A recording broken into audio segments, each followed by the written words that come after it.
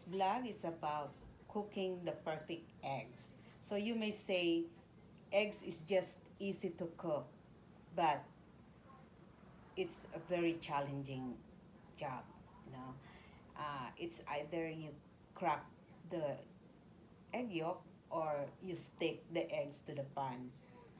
Except if you use a non-stick or a Teflon pan, then that's okay. But eventually, the non-stick pan will get old and those layered coats will go to your food and that's toxic.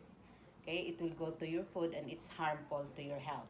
Okay, so this morning I'll show you a different kind of cooking uh, the eggs.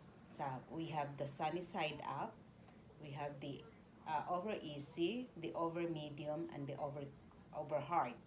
Okay, so step by step, and I will share with you the tips on how to do it.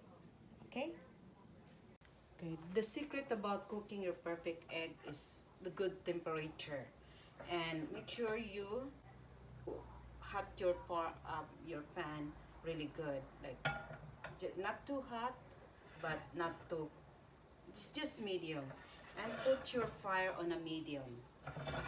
Okay. So you can use any kind of oil, but I use this avocado oil, which is healthy. So just put a little bit, not much, on the pan. Just good enough to grease your pan.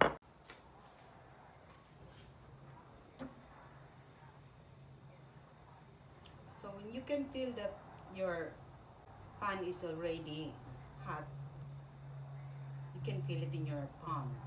Now as you go like that. Okay, so it still need more.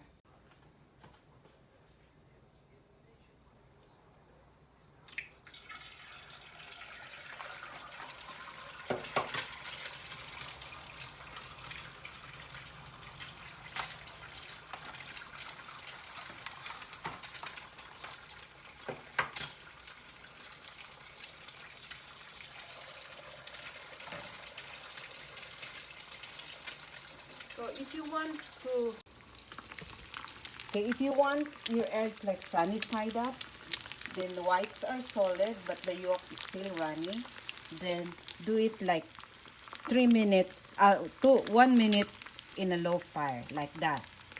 But if you want it like over easy, eggs are cooked on both sides but the yolk remains sunny, then we have to cover it.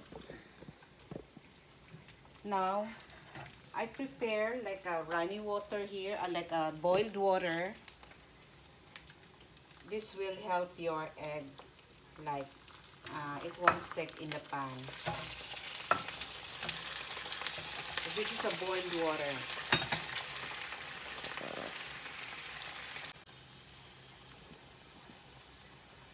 Okay. So after you put the boiling water, put some salt. Then cover it for 30 seconds. So if you want it like cook both sides but the yolk remains runny, that's over easy eggs. Then if you want to cook it like over medium, cooks both sides where eggs cook both sides until the yolk is jammy and slightly runny like the yolk of a soft boiled eggs. Okay, so this is now the sunny side up. The sunny side up. So the look explain itself, like it looks like a picture of a sun. If we cover it like 30 seconds, then we can achieve the over easy. So soon as it starts forming cloudy on the egg yolk, then that's the over easy. And if it's like covered with white clouds on top of the yolk, that's medium easy, over medium. Okay, 30 seconds for our over easy eggs. So the best thing about putting a boiling water on your eggs is it will just slide into your plate like this. See? It didn't stick. So just don't put those excess water on the top. That keeps your egg dry. Okay. So see how perfect it is? It never cracks and it never sticks to the pan. So I'm not using the Teflon, just using the regular pan. Okay? So thanks for watching. Until next time. So here's my over easy egg with avocado on the side and toast.